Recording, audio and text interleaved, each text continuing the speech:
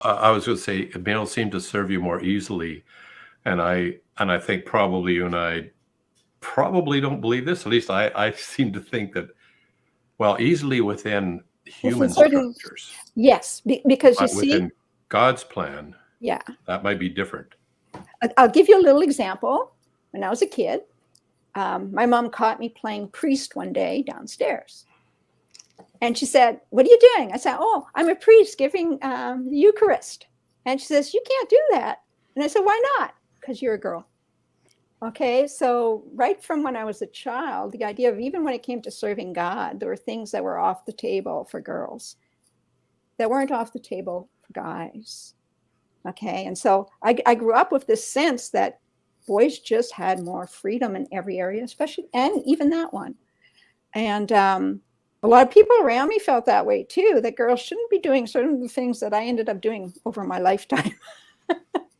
But like I said, it's, if you're following God and doing what he wants, you can kind of do what he wants, even if not everyone agrees with the rightness of what you're doing.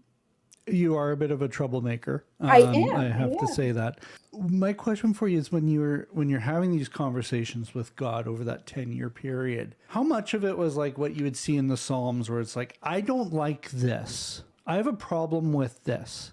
God, why did you do this? Yeah. How much of that was it versus, okay, I'm starting to come to grips with how my identity.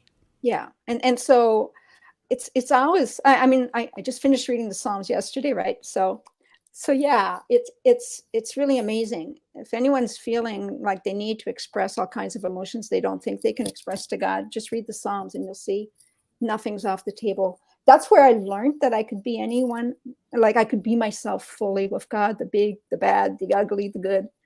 I didn't have to filter me. And that's the freedom that I found in God, is there's no filters. Whereas in society, I would always go, can I do this? Can I not do this? Will it upset people if I do this?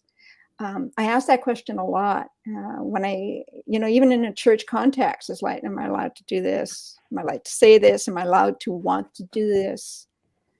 Those questions came to me. And I don't know if guys ever ask those kinds of questions, because the same restrictions aren't put on men in ministry that were being put on women in ministry in my time. But interestingly enough, what wasn't allowed in a local church was allowed in mission.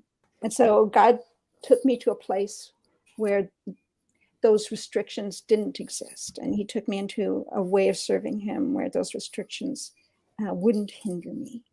God has his way of getting around the restrictions we want to put on people. So that's part of it. But part of it too is just learning, you know what, I'm not here to serve other people or do what other people want. I'm here to do what God wants me to do and to be the person God made me to be.